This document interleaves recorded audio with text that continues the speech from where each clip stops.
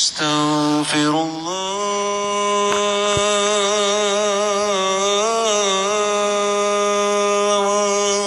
الله أستغفر الله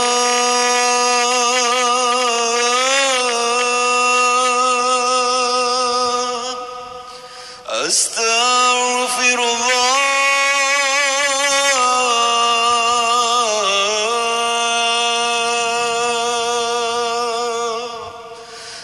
أستغفر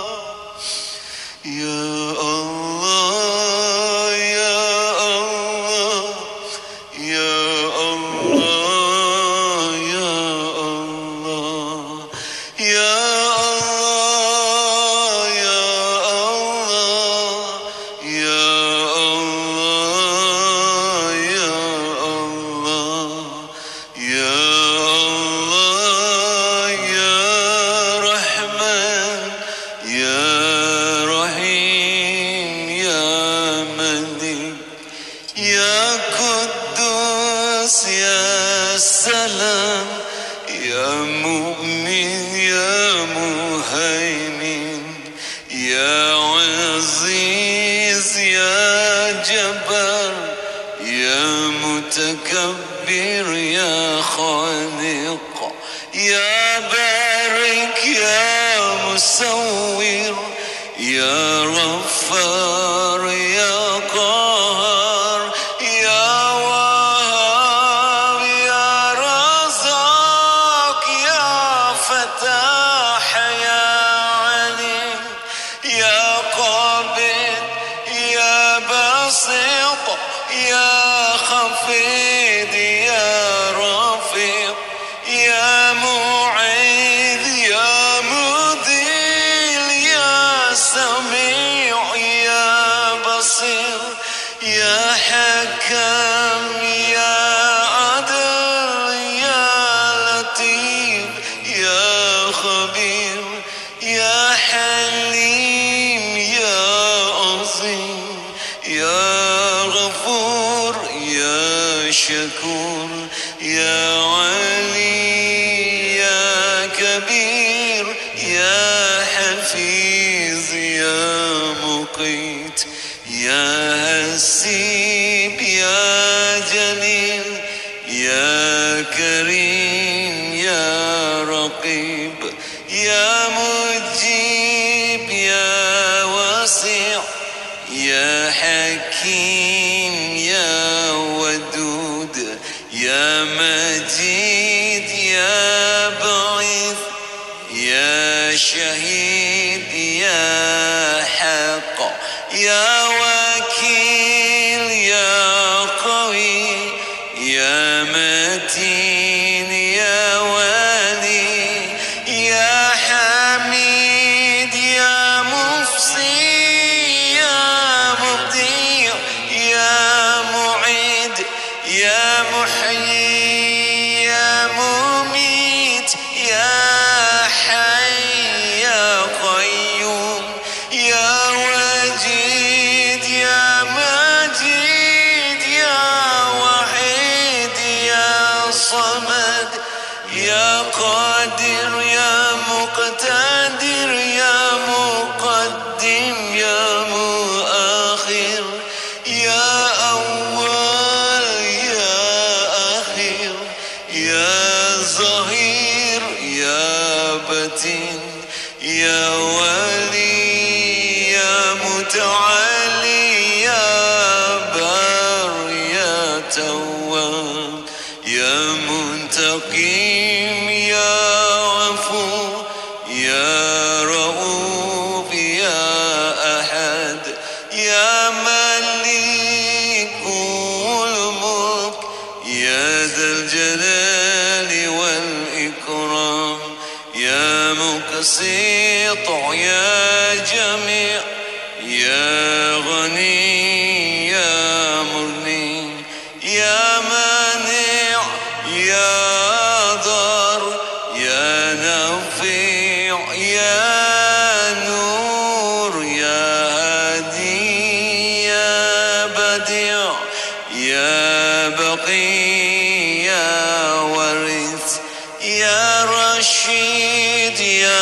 sabur. Ya Allah, ya Allah, ya Allah, ya Allah, ya Allah, ya Allah, ya Allah, ya Allah, ya Allah, ya Allah.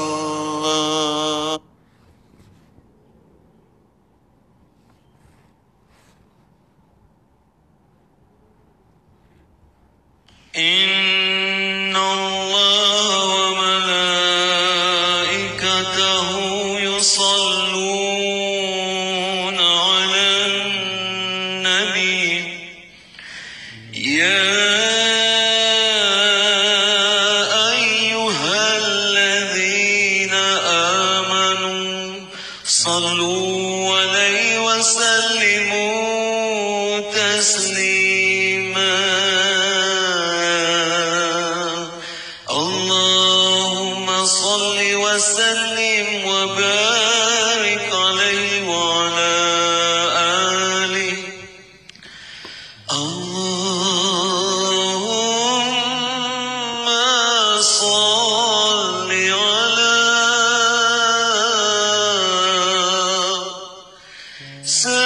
سيدنا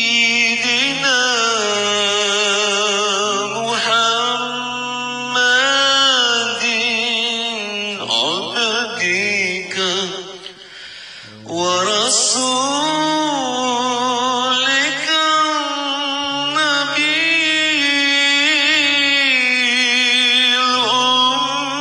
الأمي وعلى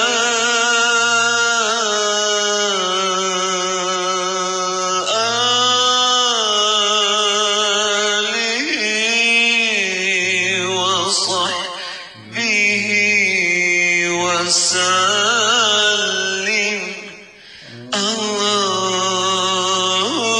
اللهم صل على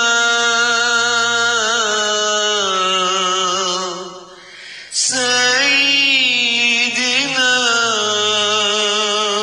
محمد عبدك ورسولك النبي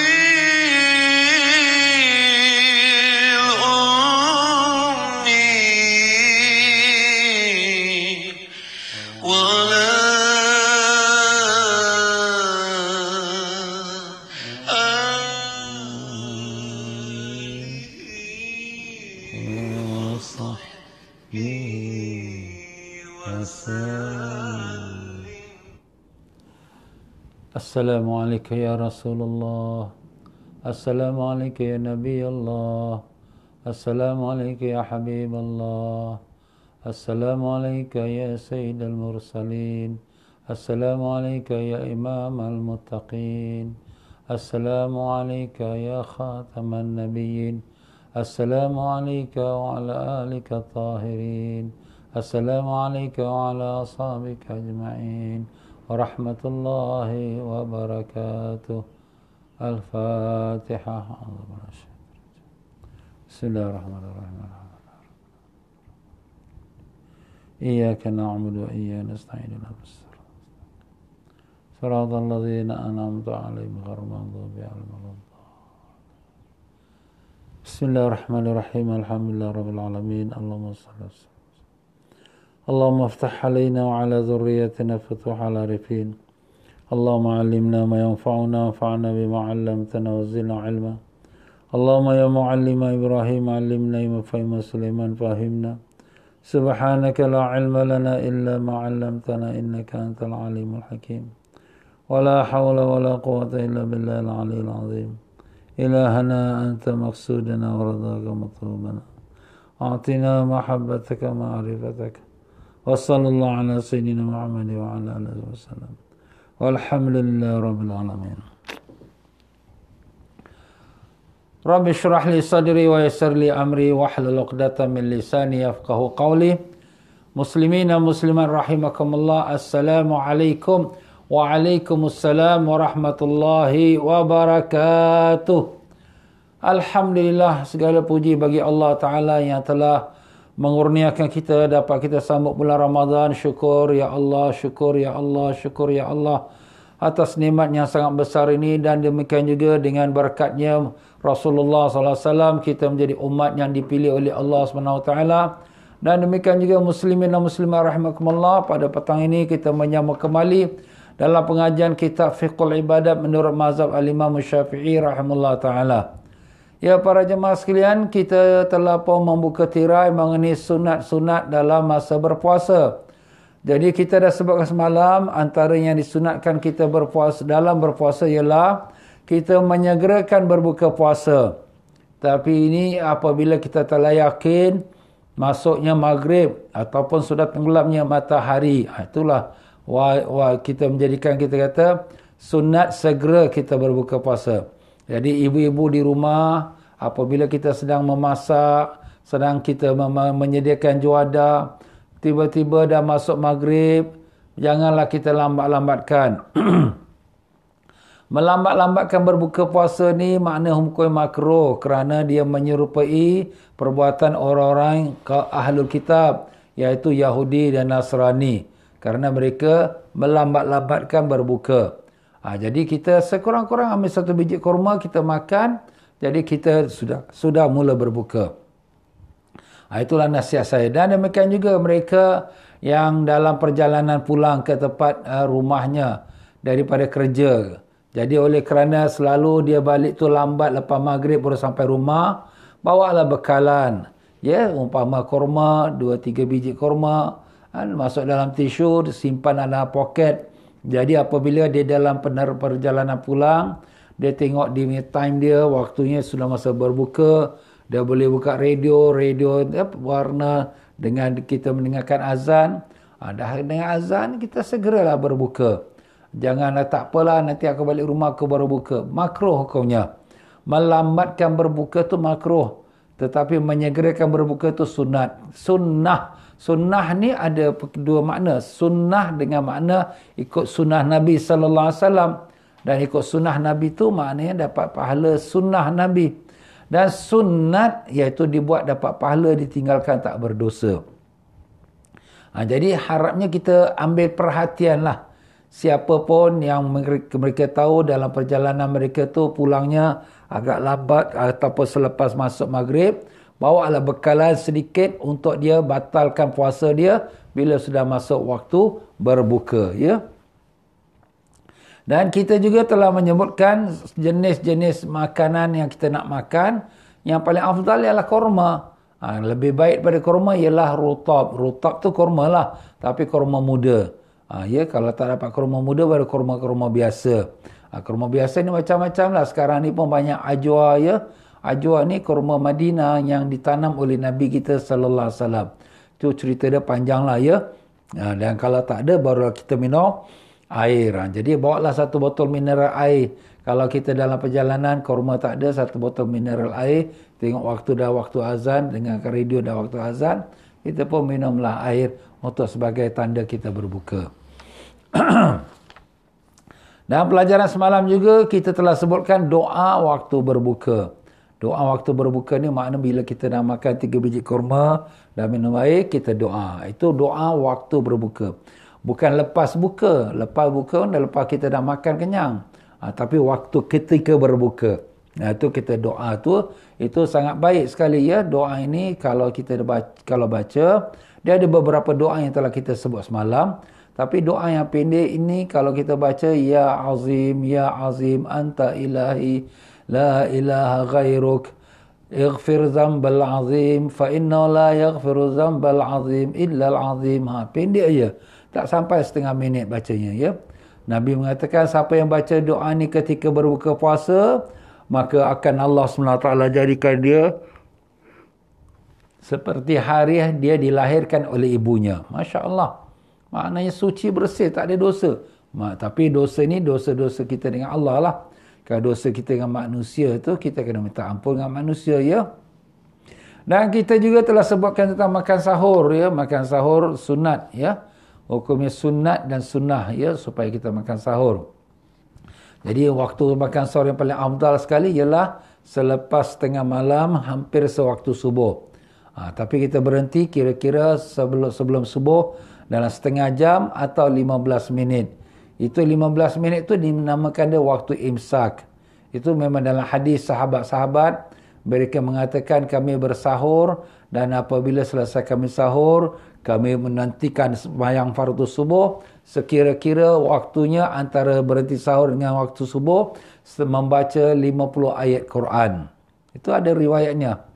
Membaca 50 ayat Quran tu lebih kurang dalam setengah jam lah. Ya, dalam setengah, kalau orang baca tenang-tenang kan, dalam setengah jam. Jadi afdalnya kita sebelum setengah jam azan, kalau azan 5.43 lah kita kata. 5 suku tu kita stop lah. Ya, kalau sekiranya nak lewat lagi sikit, paling tidak 15 minit sebelum azan. Itu waktu imsak. 15 minit sebelum azan. Jadi itu kita stop. Habis ustaz, kalau kita makan lepas subuh kita makan macam mana? Boleh. Tak batal, tapi ialah sebagai persediaan untuk solat dan sedia mulut kita nak bersihkan, adalah lebih baik kita stop lebih awal. Melainkan orang yang bangun tidur lambat, dah tak ada masa melainkan itulah masa-masa yang tinggal, maka segeralah dia makan sekadar untuk nak bersahur. Dan kita juga telah mengatakan sahur itu dia sunatnya tu sekurang-kurangnya kita makan sebiji kurma, 1 gelas air kita minum. Tak mestilah nasi 2-3 pinggan, tak mesti. Tapi kalau kita nak makan nasi boleh. Roti, nasi semua boleh. Cuma kalaulah dah last minute, dah masa tak ada, tak sempat, kita ambillah 1 gelas air ataupun kita ambil 2-3 biji kurma, kita makan. Jadi sahur pun memang disunatkan kita makan kurma seperti mana kita makan waktu kita berbuka. Ya tuan-tuan dan puan-puan, masuk kita pada petang ini di muka surat 56.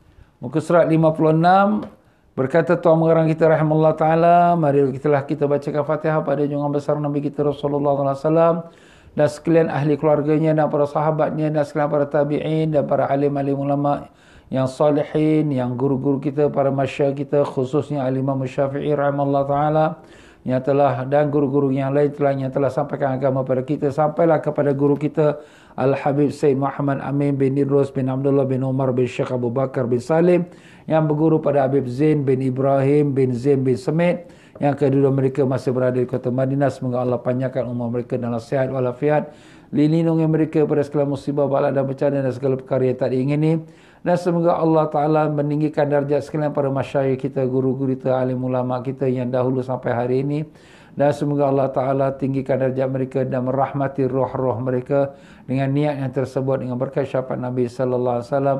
Al-Fatihah. A'udzubillahi minasyaitonir rajim. Alhamdulillah rabbil alamin arrahmanir rahim maliki yaumiddin. Iyyaka na'budu wa iyyaka nasta'in ihdinas siratal mustaqim. Siratal ladzina an'amta 'alaihim ghairil maghdubi 'alaihim. Qala al-mu'allif rahimahullah ta'ala, berkata Tuan Mengarang kita rahimahullah ta'ala, semoga Allah merahmatinya dunia dan akhirat dan memanfaatkan ilmu kepada kita, amin. Yang ketiga, memberi makan orang yang berpuasa, meskipun hanya dengan sebiji kurma, dan yang lebih utama adalah jika sampai kenyang. Rasulullah sallallahu alaihi wasallam menjelaskan dalam hadisnya, man fattara sa'iman kana lahu ithqu raqabatin wa maghfiratun lidzunubi. Artinya, barang siapa yang memberi makan atau minum kepada orang yang akan berbuka, maka dia mendapat pahala seperti pahala orang yang membebaskan budak, iaitu membebaskan hamba, dan sebagai penghapus untuk dosa-dosanya. Masya Allah. Jadi kita beri orang buka puasa ni, kita dapat pahala membebaskan hamba.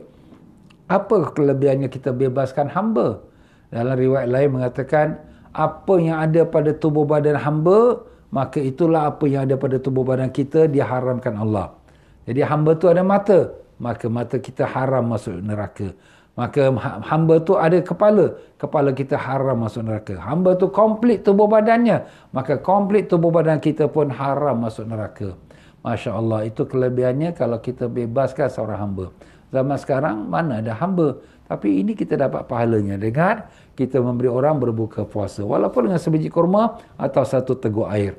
Dan lebih daripada itu lagi, diampunkan dosa-dosanya. Masya Allah. Cuma dosa itu dosa kita dengan Allah Ta'ala.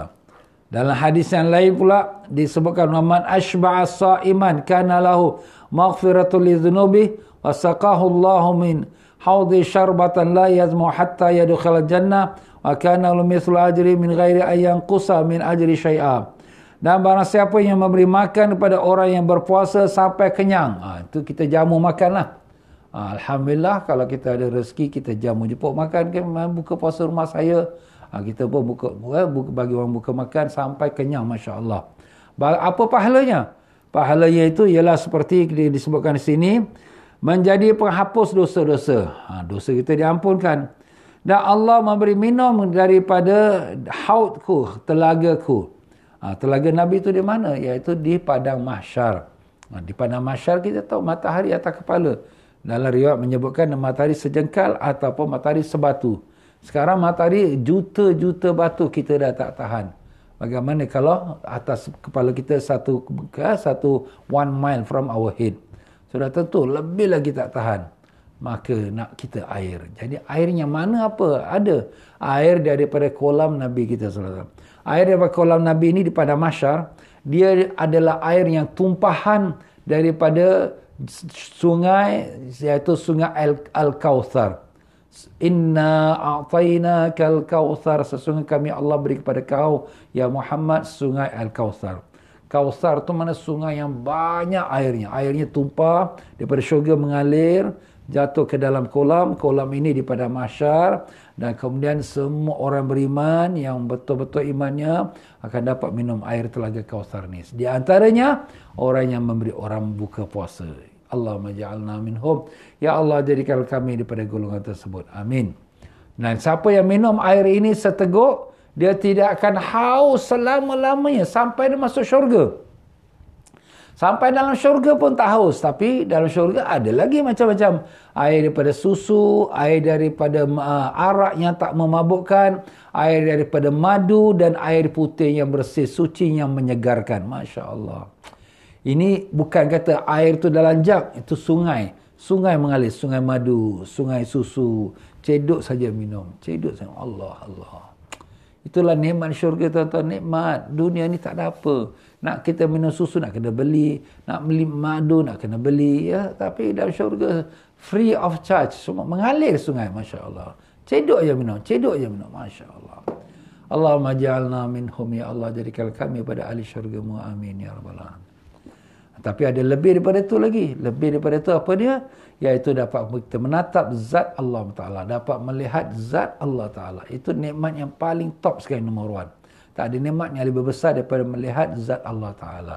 Sebab tu orang kafir, mereka tak akan dapat melihat zat Allah SWT. Allahu Akbar. Dan dia akan mendapatkan pahala puasa orang yang berpuasa itu tanpa kurang pahala orang berpuasa itu. Jadi dalam hadis yang lain sahabat-sahabat bertanya, ya Rasulullah, siapa daripada kita, tak semua daripada kita yang mampu. Jadi Nabi kata, walaupun kamu bagi orang berbuka puasa biji kurma atau seteguk air atau sesisip air susu, pokoknya apa cara pun kamu bagi orang buka puasa, waktu berbuka lah, bukan tengah-tengah hari, tidak. Maka dia akan dapat pahala yang tersebut. Mana pahalanya, tadi kita dah sebutkan, pahalanya diampunkan dosa. Keduanya dilepaskan daripada api neraka. Ketiganya pula dia diberikan minuman daripada air telaga Kautsar Nabi kita sallallahu alaihi wasallam, dan kemudian dia pula diberikan pahala orang yang berpuasa tanpa kurang pahala orang yang berpuasa itu. Dan di muka surat yang ke-57 dianjurkan bagi yang memberi makan kepada orang yang sedang berbuka puasa, hendaklah dia juga ikut makan bersama pada makanan tersebut, kerana hal ini menunjukkan sifat tawaduk dan lebih menyenangkan hati orang yang berbuka di tempatnya. Kita tuan rumah ni, kita makan sama. Jangan kita, korang makan dulu. Tak apa, saya nanti. Jangan. Kenapa? Sebab itu ada sikit sifat kesombongan. Ustaz macam mana sombong? Ayolah, korang tetamu, kau makan dulu. Dia ada special lagi. Tidak. Kita makan sama-sama. Itulah kita menunjukkan kemesraan, ya. Kita kalau keluarga kita, adik-beradik kita atau tetamu kita, sahabat karib kita, kita ajak makan bersama. Sunat tuan rumah tu makan bersama, ya. Dan bagi seseorang yang berbuka di tempat orang lain, maka disunatkan agar dia mendoakan pemilik rumahnya. Kita jadi tetamu. Jadi kita sebagai terima kasih kepada tuan rumah yang menjamu kita, kita doakan dia. Jadi apa doanya itu? Akala ta'amukumul abrar wa sallat alaikumul malaikatul akhyar wa aftara indakumus saimun. Artinya apa? Telah makan makananmu golongan abrar, orang yang baik, bakti. Dan semoga malaikat berselawat untukmu. Dan telah berbuka di rumahmu bagi orang yang berpuasa. Ini kita memberitahu pada dia. Tetapi kita boleh memohonkan doa untuk dia pula. Allahumma at'im man at'amana wasqi man saqana. Ya Allah, berilah makan pada orang yang beri kami makan dan berilah minuman pada orang yang beri kami minum. Kita boleh doakan lebih lagi. Dengan kita doakan, ya Allah, kau berkatkan rezeki tuan rumah kami ini, kau sampaikan hajatnya, lapangkan rezeki hidupnya, rezekinya, jauhkan dia dan anak cucu daripada musibah, bala bencana, sembuhkan semua penyakit-penyakitnya, kabulkan semua hajatnya, hajat dunia, hajat akhirat. Kita doalah dalam bahasa kita pun tak apa. Jadi tuan rumah tu dengar, Masya Allah, amin, amin, Masya Allah. Tetamu ni bila datang ke rumah, dia bawa rahmat. Bila dia keluar daripada rumah kita, dia bawa azab. Macam mana tu? Dia bila datang ke rumah, dia bawa rahmat Allah. Rahmat Allah dia bawa sama-sama masuk rumah kita. Ya, rumah kita dapat rahmat. Apabila dia keluar pada rumah kita, balak-balak yang nak turun dalam rumah kita, nak jadi masalah, malapetaka, nak jadi pergaduhan anak beranak sebagainya. Ini semua balak ni, tetamu ni dia bawa keluar. Dia bawa keluar mana? Mana dia campak keluar, tak ada lagi balak tu dalam rumah. Itulah baiknya kita. Untungnya kita ada tetamu. Sebab tu kalau tetamu datang, kita hormati. Sebab tu dalam Islam wajib kita hormati tetamu. Dan tempoh masanya 3 hari 3 malam. Wajib kita beri layanan kepadanya. Yang keempat daripada sunat-sunat dalam masa kita berpuasa itu, mandi dari janabah sebelum fajar. Mandi hadas besar lah sebelum fajar. Agar dapat menunaikan ibadat puasa dalam keadaan suci. Dan jika tidak mandi, maka hukum puasanya tetap sah menurut pendapatnya kuat dalam mazhab Imam Syafi'i rahimahullah ta'ala, berdasarkan hadis yang diriwayatkan oleh Ummul Mukminin Sayyidatina Aisyah radhiyallahu anha dan Sayyidatina Ummu Salamah radhiyallahu anha. Keduanya berkata, anna Rasulullah sallallahu alaihi wasallam, sesungguhnya Rasulullah sallallahu alaihi wasallam datang waktu fajar sedangkan beliau dalam keadaan junub, dalam hadas besar dengan perhubungan suami isteri. Maka kemudian baginda Nabi sallallahu alaihi wasallam mandi dan berpuasa. Hadis riwayat Imam Bukhari.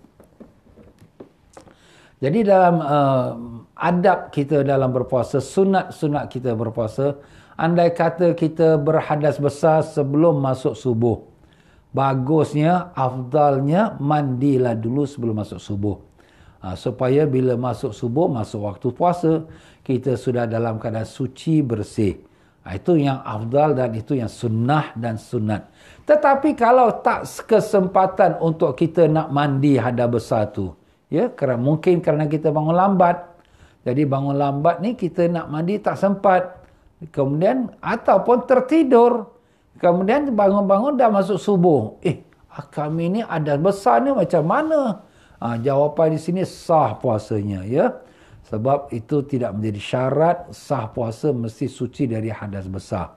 Cuma suci dari hadas besar ni diwajibkan kerana untuk solat.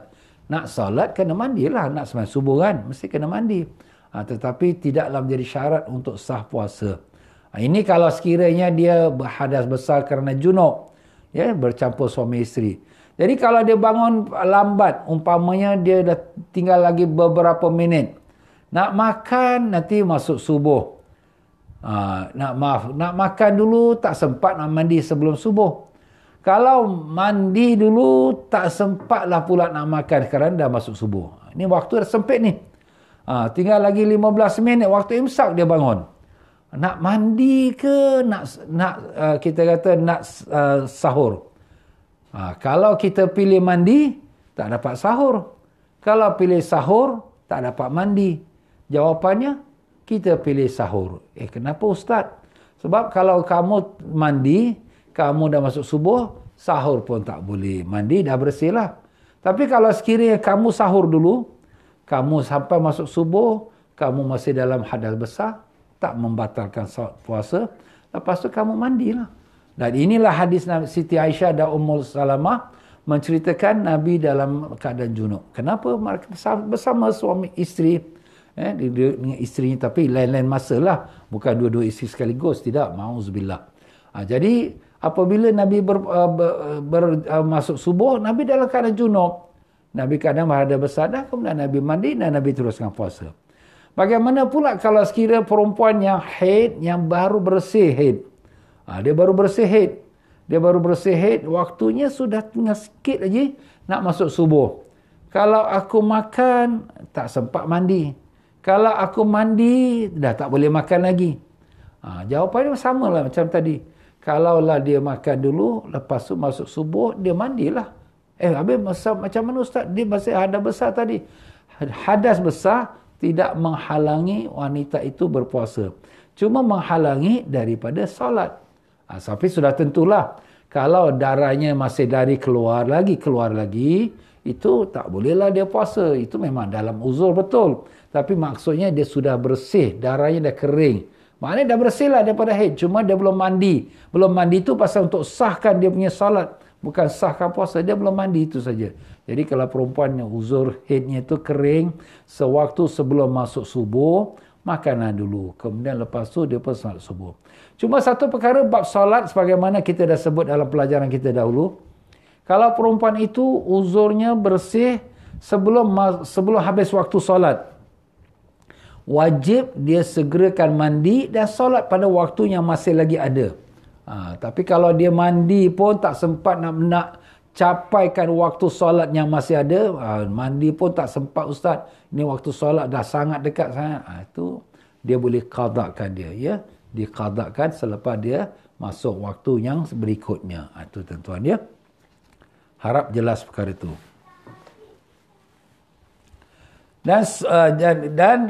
Sedangkan menurut pendapat sahabat Sayyidina Abu Hurairah radhiyallahu an, hukum mandi dari janabah sebelum fajar adalah wajib.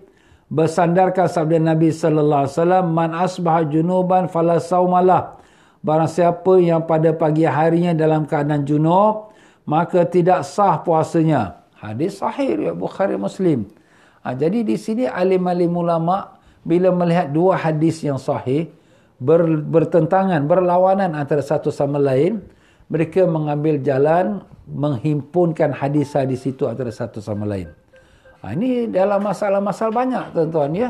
Dalam masalah-masalah hadis tentang masalah waktu solat, ya, dan sebagainya, bila bertentangan antara satu sama lain, alim-alim ulama kita mengambil jalan untuk menghimpunkan. Kalau dua-dua hadis itu sahih, kalau satu hadis sahih, satu hadis lemah, yang lemah ditinggalkan, ambil yang sahih saja. Jadi kalau sekiranya dalam masalah ini hadis-hadis, Abu Hurairah kata, Nabi kata, siapa berpuasa dalam keadaan junub, maka tidak sah puasanya. Jadi wajib mandi sebelum dia masuk azan subuh. Tapi di sini alim ulama kita mengatakan bahawa hadis ini pada awal Islam, pada awal-awal perintah puasa. Tetapi isteri-isteri Nabi, mereka bersama-sama Nabi sampai akhir hayat umur Nabi. Dan sampai akhir hayat umur Nabi, maknanya perkara ini tak mustahil. Awalnya tu dilarang. Tak boleh puasa kalau kamu dalam janabah, dalam junub. Tapi di akhirnya dibolehkan. Itu banyak berlaku. Sebab Islam tu datangnya berperingkat-peringkat. Islam tu datangnya berperingkat-peringkat. Sulak kat sini sikit, dia punya box tu. Islam tu datang berperingkat-peringkat hukumnya. Jadi hukumnya kadang-kala dalam hukum awal haram. Kemudian datang akhirnya boleh. Kadang-kadang datang pada awalnya boleh. Dan kemudian akhirnya haram. Macam minuman arak. Minuman arak ni pada awal Islam boleh. Kenapa? Kerana minuman arak ni sudah menjadi kebiasaan adat orang-orang Arab. Jadi kalau Islam datang terus kata no, no, no, jadi orang Arab akan rasa berat nak terima Islam. Jadi Allah Ta'ala bagi fleksibel dulu. Awal Islam mereka menolak. Sampailah bila datang perintah Allah dan bila orang dah iman dah kuat dan sebagainya, barulah datang perintah arak itu haram. Itu sebagai satu contoh lah. Jadi begitulah juga dalam masalah ini. Jadi kesimpulannya dalam mazhab Syafi'i, kalaulah seseorang itu berpagi-pagi dalam keadaan junub atau perempuan yang sudah kering darah haidnya dan belum sempat mandi, maka dah masuk subuh, puasanya masih sah. Ya, puasa masih sah. Yang kelima, solat tarawih setiap malam sampai akhir bulan Ramadan. Hal ini berdasarkan sabda Nabi sallallahu alaihi wasallam, "Man qama Ramadhana imanan wa ihtisaba, ghufira lahu ma taqaddama min dhanbi." Barang siapa yang mendirikan qiyamul lail, ya, iaitu solat tarawih kerana iman dan mengharap redha Allah, maka Allah SWT akan menghapuskan bagian dari dosa-dosanya yang telah lalu. Hadis riwayat Imam Bukhari Muslim. Jadi solat tarawih ini dia tak nama tarawih lagi pada zaman Nabi sallallahu alaihi wasallam. Ya, di zaman Nabi sallallahu alaihi wasallam semua solat tarawih 3 malam saja. Ada yang menyebut 2 malam saja. Pada malam pertama Nabi pun tak beritahu sahabat. Jadi Nabi sallallahu alaihi wasallam lepas sembahyang fardu Isya, kemudian Nabi sembahyang sunat tarawih. Ada sahabat-sahabat masih dalam masjid, mereka nampak Nabi solat, mereka ikut Nabi solat. Jadi apabila malam yang kedua pula, sahabat-sahabat yang sikit ni sudah beritahu kawan-kawan dia, sudah setengah masjid dah tunggu Nabi sembahyang tarawih. Tapi bukan nama tarawih lagi.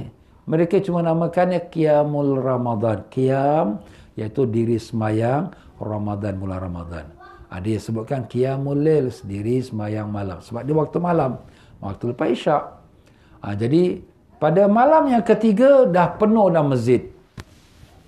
Nabi SAW lepas main fardu Isyak, Nabi balik ke rumah dan Nabi tak keluar-keluar lagi. Nabi pun tengok orang ramai penuh masjid.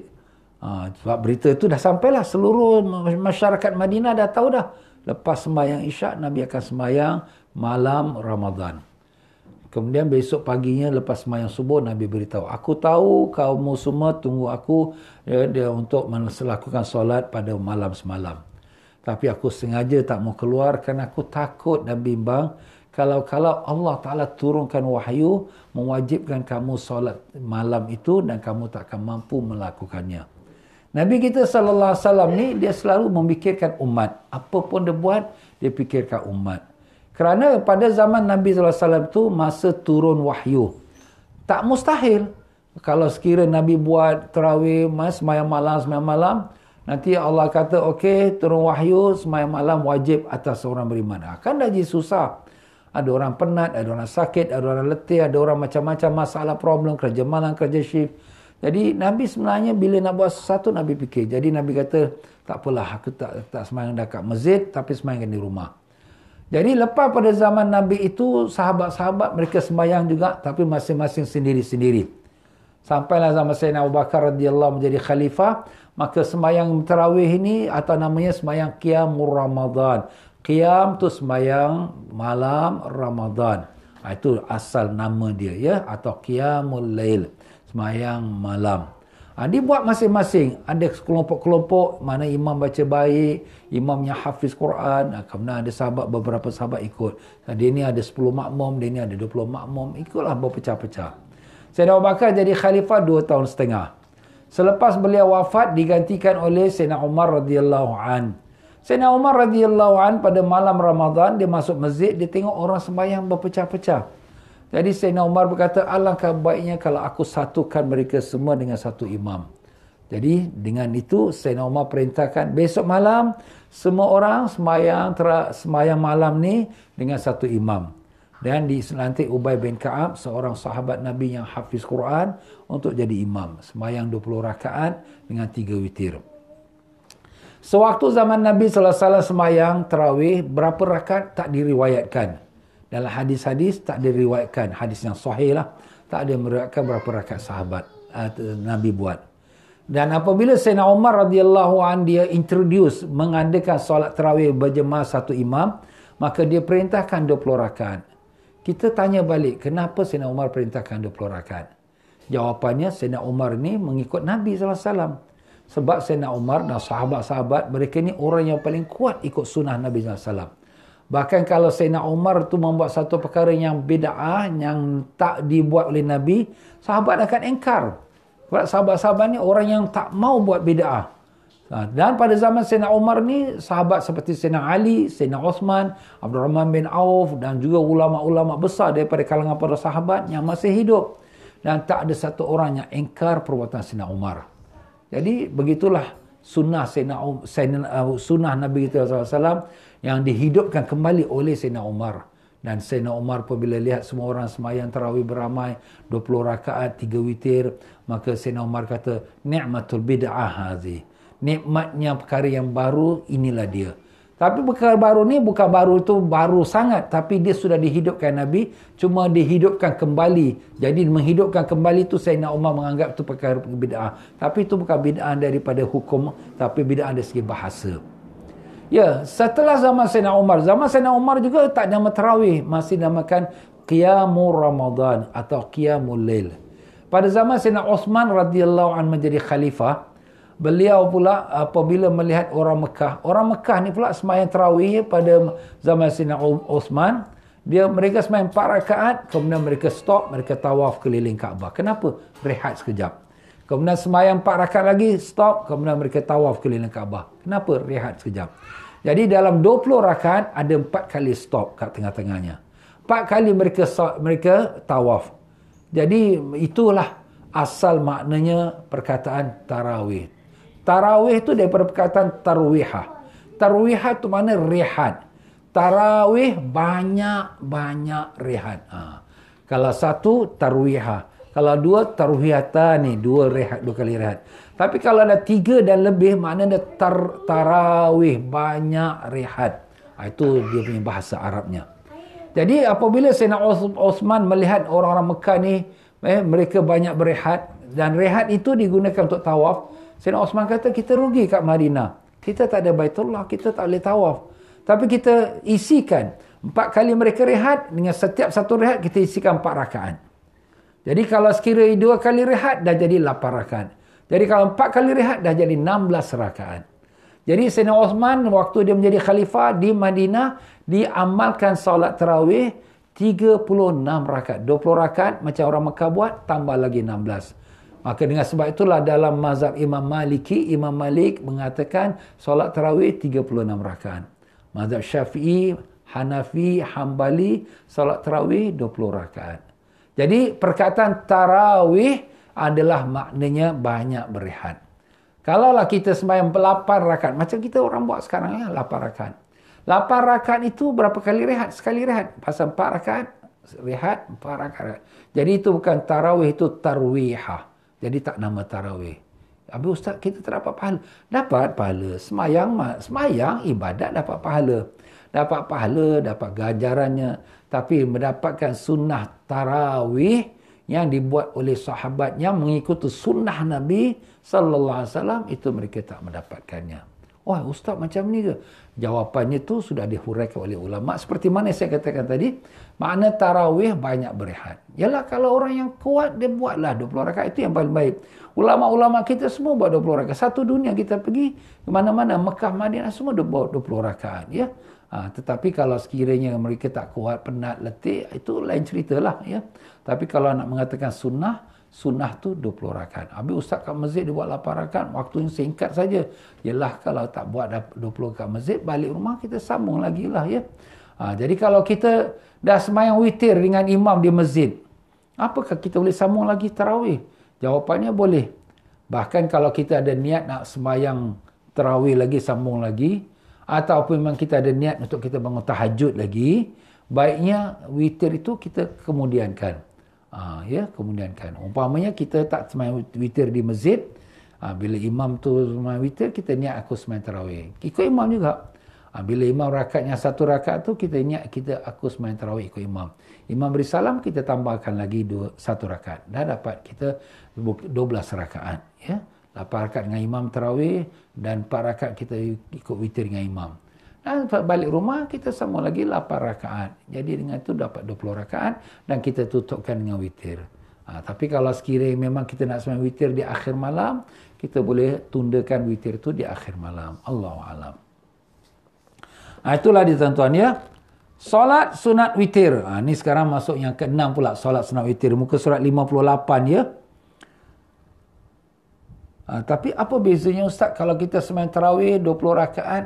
Ini pun tarawih 8 rakaat ni dapat pahala juga. Qiyamul Ramadan ataupun Qiyamul Lail, sembahyang malam Ramadan. Dua-dua dapat pahala. Apa bezanya? Ada bezanya. Bezanya kita sembahyang sebagai dapat pahala, Qiyamul Ramadan itu dapat pahala. Tapi tarawih menghidupkan satu sunnah Nabi SAW. Sebab itulah dilakukan Nabi dan dilakukan sahabat. Sahabat meniru Nabi. Jadi dia mendapat ekstra. Apa dia? Dapat pahala seperti orang sembahyang 8 rakaat. Ini pun dapat pahala. Cuba pahala yang lebih lah. 20 rakaat kan.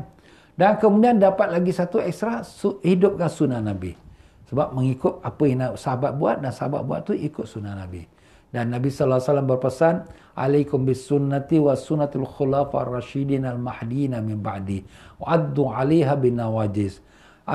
Hendaklah kamu mengikut sunnah aku dan sunnah khalifah-khalifah aku yang mendapat hidayah, yang mendapat petunjuk selepas aku, dan gigitlah dengan gigi gerham.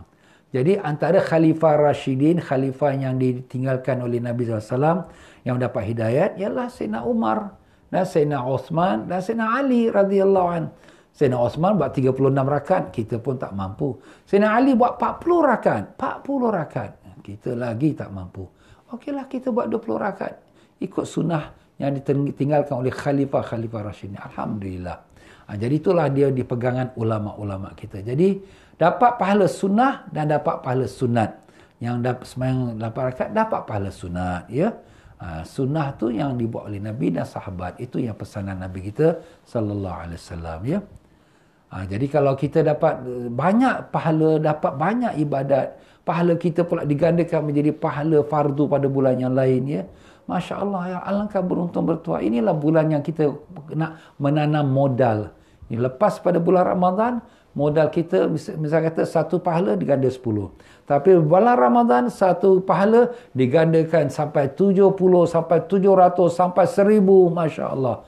Inilah dia bulan kita menanam modal. Ambillah peluang tuan-tuan. Mati kita tak tahu bila ya. Jangan kita sia-siakan dia. Baik, kita masuk dalam perkara yang ke-6. Jadi apa kelebihan menghidupkan sunnah Nabi? Sunnah Nabi mengatakan man ahya sunnati inda fasadi ummati falahu ajru mi'atu syahid. Siapa yang hidupkan satu sunnah aku selepas umat aku dalam kerosakan. Umat Nabi sekarang dah rosak. Sekarang kita dalam fitnah tuan-tuan. Banyak sangat fitnah, hukum-hukum agama berubah. Kita tengok orang tinggalkan ibadat, maksiat, bersukaria. Banyak fitnah sekarang. Ini kerosakan. Siapa hidupkan satu sunnah aku dalam masa rosak umat aku, maka dia mendapat pahala 100 orang mati syahid. Masya Allah. Orang mati syahid ini, berapa kali dia boleh mati syahid? Sekali saja. Kalau sekira dia dah mati, dah tak boleh hidup lagi. Tapi kita pula umat akhir zaman yang hidup dalam zaman kerosakan umat ni, memanglah payah nak jaga iman kita di akhir zaman. Memang seperti Nabi kata, iaitu orang yang pegang imannya di akhir zaman seperti memegang membara api dalam tangan. Bara api, tak tahan panas. Itulah. Nak kena banyak sabar tuan-tuan. Ni cobaan banyak, tomahan banyak, fitnah banyak, macam-macam.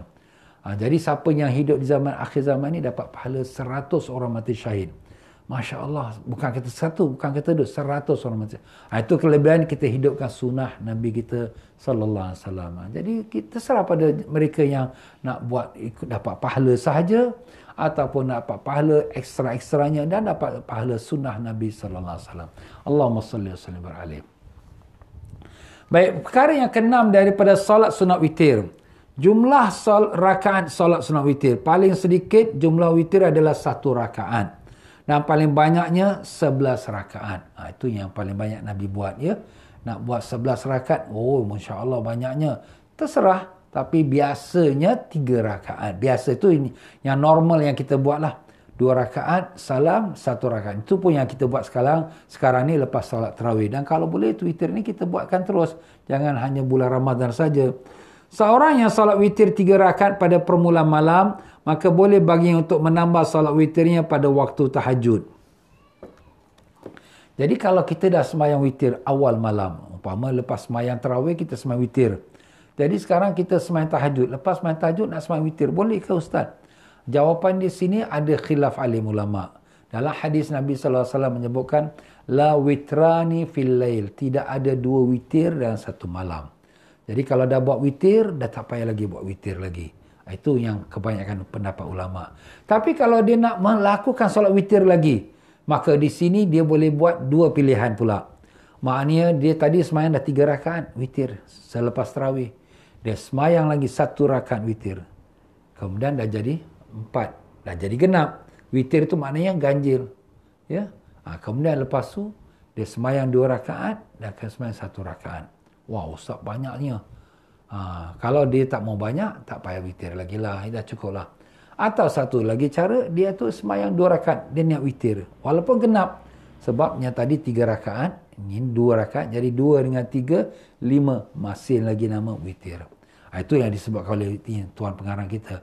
Siapa yang dah salat witir di awal malam, kemudian lepas tahajud nak salat witir lagi, dia boleh. Tapi itulah caranya. Yang saya sebutkan salah satu dari 2 cara. Tapi kalau ramai pendapat bahawa mengatakan sudah mencukupi kalau dah buat witir di awal malam, tak payahlah kita buat witir lagi di akhir malam. Waktu solat sunat witir. Solat sunat witir waktunya adalah dimulai dari setelah menunaikan solat isyak, meskipun dengan cara jamak takdim dengan maghrib. Jadi permulaan solat witir ini ialah lepas sembahyang fardu isyak. Sembahyang fardu isyak ni kita tahulah, lepas sembahyang waktu isyak, kita sembahyang isyak, lepas sembahyang isyak, sembahyang witir. Tetapi kalau ada orang sembahyang isyak jamak takdim, dia musafir, ya, dia musafir, jadi dia sembahyang maghrib, masuk maghrib, dia sembahyang maghrib. Dan dia niat jamak dengan isyak, jamak takdim lah. Lepas sembahyang fardu maghrib, dia sembahyang fardu isyak. Ustaz belum masuk isyak lagi? Tak apalah, ini sembahyang jamak namanya. Ini untuk orang musafir. Dia sembahyang isyak. Lepas sembahyang isyak ni, boleh tak dia sembahyang witir? Padahal belum lagi masuk waktu isyak ni. Jawapannya boleh. Sebab definisinya, boleh sembahyang witir selepas sembahyang fardu isyak. Regardless, dia sembahyang fardu isyak waktu isyak atau sembahyang fardu isyak waktu maghrib kerana jamak takdim. Boleh. Tak ada masalah, ya. Dan berakhir waktu witir itu ketika masuk waktu salat subuh. Selagi belum subuh, selagi itu boleh sembahyang witir, ya. Dan bagi yang belum melaksanakan salat sunat witir sampai masuk waktu subuh, maka disunatkan untuk mengqadanya di waktu-waktu yang lain. Kalaulah dia tak sempat sembahyang witir sampai azan Allahu Akbar, alah, dah masuk subuh lah. Sunat diqadakan. Kenapa Ustaz? Sebab witir ni satu ibadat yang agak dikuatkan oleh Nabi kita sallallahu alaihi wasallam.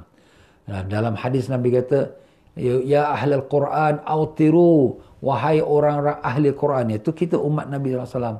Autiru, berwitirlah kamu. Mana perintah Nabi. Dalam mazhab Imam Hanafi, witir ini adalah wajib. Wajib. Wajib. Jadi kita mengambil meraihkan pendapat Imam Hanafi.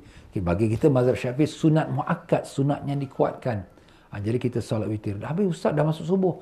Dah lepas sembahyang fardu subuh, kita sembahyang witir qada. Ustaz, waktu haram. Sembahyang dalam waktu haram, kita dibolehkan sembahyang sunat yang qada. Yang qada. Seperti solat witir, seperti solat sunat subuh qabliyah. Itu dibolehkan, ya. Dianjurkan untuk membaca kunut pada rakaat terakhir tatkala solat sunat witir pada bulan Ramadan, dari mulai tanggal 16 Ramadan sampai akhir bulan. Jadi bulan Ramadan ni kita bagi 2. 15 hari pertama itu pertengahan awal. 15 hari kedua yang pertengahan akhir. Jadi sunat apabila masuk malam 16 Ramadan, kita disunatkan membaca doa kunut pada solat witir rakaat yang akhir, yang 1 rakaat. Dalam mazhab Hambali, solat sunat baca doa kunut ni sepanjang bulan Ramadan. Itu mazhab Hambali. Di mazhab Syafi'i setelah setengah daripada Ramadan, malam 16 Ramadan, ya. Itulah dia tuan-tuan dan puan-puan tentang solat witir dan juga sedikit huraian tentang solat tarawih, ya. Dan dengan itu kita masuk dalam perkara sunat yang ke-7. memperbanyak membaca Al-Quran. Wallahu a'lam. Kita bersitulah tuan-tuan dan puan-puan ya. Mudah-mudahan sedikit daripada muzakarah kita ini dapat kita manfaatnya dan dapat kita amalkan. Jadi masalah tarawih itu jangan kita jadikan satu isu. Kau punya tarawih tak sah. Tak. Diorang semayang 8 rakaat. Itu terserah ya. Kita pun tak ada paksa. Tapi bagi mereka yang telah belajar, kalau nak inginkan dapat ikut sunnah Nabi sallallahu alaihi wasallam dan dapat kelebihan pahala. Sebab bila kita salat 20 rakaat dah berapa sujud? Kita dah dapat 40 sujud. Satu sujud dia punya darjatnya antara satu langit dengan bumi. Masya-Allah. Kalau yang 8 rakaat berapa sujud? Dia dapat 16 sujud. Beza 16 dengan 40 sujud. Sudah tentu jauh bezanya. Sudah tentulah di akhirat pun akan jauh beza pangkatnya. Apalagi dengan pahala tambah lagi 100 orang mati syahid. Penat memang penat. Tapi inilah bulan kita lawan nafsu kita. Kalau bulan Ramadan ni tak dapat kita lawan nafsu, setan dah tak ada. Tak boleh kita nak kalahkan setan. Tak ada. Tapi kalau bulan Ramadan ni dah tak boleh lawan nafsu kita, penatlah, letih. Tak boleh semain diri, semain duduk. Tak boleh kita baca pendek-pendek. Kuliah sudah. Umpamanya. Dan dengan itu kita dapat pahala yang Allah Ta'ala berikan lipat ganda. Masya Allah.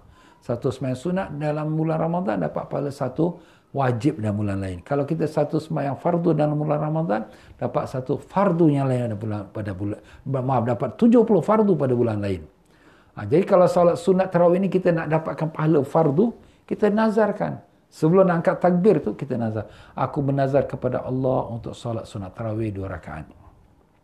Ustaz nazar jadi wajib. Tak apalah. Sekarang kita pun nak solat. Allah, aku sembahyang sunat tarawih nazar 2 rakaat kerana Allah. Macam tu dah jadi wajib. Dah jadi wajib, maka orang lain dapat pahala sunat, kita dapat pahala wajib. Orang yang dapat pahala digandakan satu wajib, kita dapat pahala digandakan 70 wajib. Masya Allah. Beruntung. Ini kelebihannya kita ada ilmu. Bila beramal, ilmu amalan sikit tapi pahala besar kerana ada diberkati dengan ilmu. Alhamdulillah. Ini pun bukan dari saya, daripada alim-alim ulama kita semua. Jazakumullah khair. Terima kasih kita pada ulama-ulama kita. Dan dengan itu tuan-tuan, sama-samalah kita berdoa pada Allah ya. Pada malam-malam Ramadan, jangan lupa banyak doa. Minta Allah Ta'ala temukan kita dengan Rasulullah SAW. Matikan semua kita dalam iman, dalam Islam. Dan semoga berkat bulan Ramadan ini, Allah Ta'ala sembuhkan penyakit kita. Penyakit isteri, suami, anak-anak kita, ibu bapa kita, adik-beradik kita, keluarga kita. Dan mereka yang sedang sakit, yang bermohon doa daripada kita ya. Semoga Allah Ta'ala sembuhkan semua sakit-sakit mereka ya. Dan kita doa juga semoga dengan berkat bulan Ramadan, berkat Rasulullah SAW, Allah angkatkan penyakit COVID-19 ni. Allah bukakan masjid-masjid kita kembali seperti biasa. Dibukakan Mekah, Madinah supaya dapat kerjakan haji dan umrah seperti biasa. Kita doalah dan kita sabarlah ya. Ini semua ujian Allah ya. Kalau Allah nak uji kita sampai hari kiamat, apa nak buat? Itu kehendak Allah. Kita terima, kita redha. Kalau Allah nak angkatkan bala ni, syukur pada Allah. Allah bila buat sesuatu ada hikmahnya. Jangan kita merungut, jangan kita nampak ini musibah, balak, bencana. Kita menampak itu sebagai hikmah Allah Ta'ala. Mudah-mudahan Allah Ta'ala bukakan hati kita, tambahkan iman dan taqwa kita, lepaskan kita daripada sekalian kezaliman di akhir zaman ni. Fitnah-fitnah akhir zaman, Allah lepaskan kita semua. Dimudahkan kita dan semua muslim-muslimat kita untuk buat amal ibadat. Yang mana bekerja, mudah-mudahan dapat mereka tutup aurat. Ya. Yang mana mereka bekerja, dapat solat pada waktunya. Ini kita minta pada Allah SWT, berikan kemudahan, satukan hati-hati kita semua. Buangkan yang keruh, buangkan yang perselisihan kita, adik-beradik kita, kaum keluarga kita lupakan. Kita ambil yang jernih dan dengan itu kita maju ke hadapan untuk kita menghadapi bulan Ramadan dengan yang dapat kerahmatan Allah, keampunan Allah dan juga kelepasan daripada api neraka. Allahumma ya Allah ya Tuhan kami, Kau selamatkanlah kami semua daripada azab neraka ya Allah, ibu ayah kami, datuk nenek kami, guru-guru kami dan sekalian muslimin muslimat ya rabbal alamin. Asyhadu an la ilaha illallah astaghfirullah nas'alukal jannata wa na'udzubika minan nar. Asyhadu an la ilaha illallah astaghfirullah nas'alukal jannata wa na'udzubika minan nar. Asyhadu an la ilaha illallah astaghfirullah nas'alukal jannata wa na'udzubika minan nar. Allahumma innaka 'afuwun tuhibbul 'afwa fa'fu 'anna. Allahumma innaka 'afuwun tuhibbul 'afwa fa'fu 'anna. Allahumma innaka 'afuwun tuhibbul afwa fa'fu 'anna ya karim. Wa sallallahu ala sayyidina Muhammad wa ala alihi wasallam. Alhamdulillah rabbil alamin. Sekian saja, wabillahi taufiq wal hidayah. Wassalamualaikum warahmatullahi wabarakatuh.